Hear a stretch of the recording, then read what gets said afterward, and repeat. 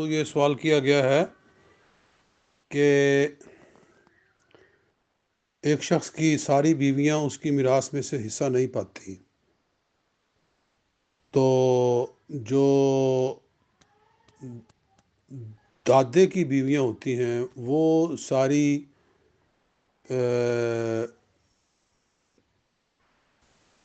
جو ہیں ان کو اجداد ان کو جدات فاسدہ نہیں کہا جاتا، وہ ساری جدات صحیحہ ہوتی ہیں۔ یہ علم میراث کی کچھ ٹرمز ہیں۔ تو ایسا کیوں ہے؟ تو دیکھیے، سب بیویاں جو بیویاں ہوں وہ اپنے شوہر کی میراث میں سے حصہ پاتی ہیں۔ یہ کس نے کہا ہے کہ کوئی بیوی حصہ نہیں پاتی؟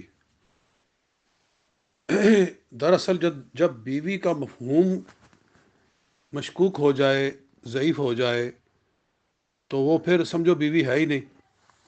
یعنی اگر مرنے والے نے صحت کی حالت میں اپنی بیوی کو طلاق بائن دے دی تھی، تو طلاق بائن کے بعد تو نکاح ختم ہو گیا،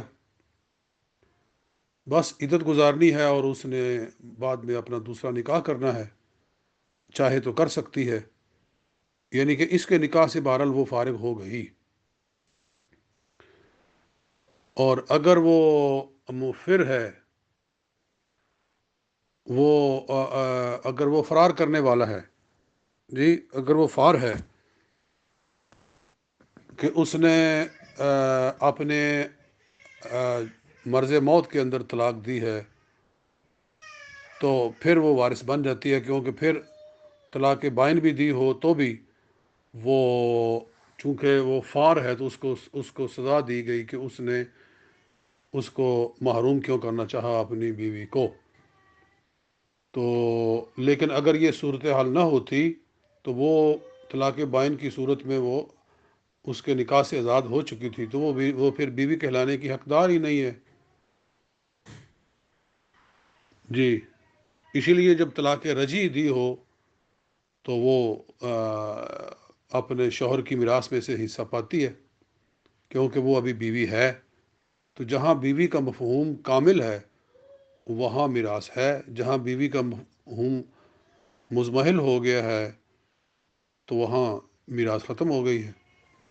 اس لیے یہ کہنا درست نہیں ہے کہ کوئی بیوی میراث پاتی ہے، کوئی بیوی میراث نہیں پاتی ہے۔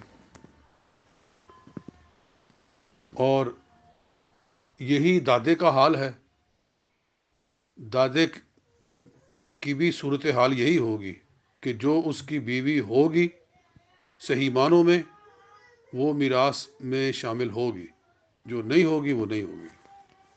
السلام علیکم۔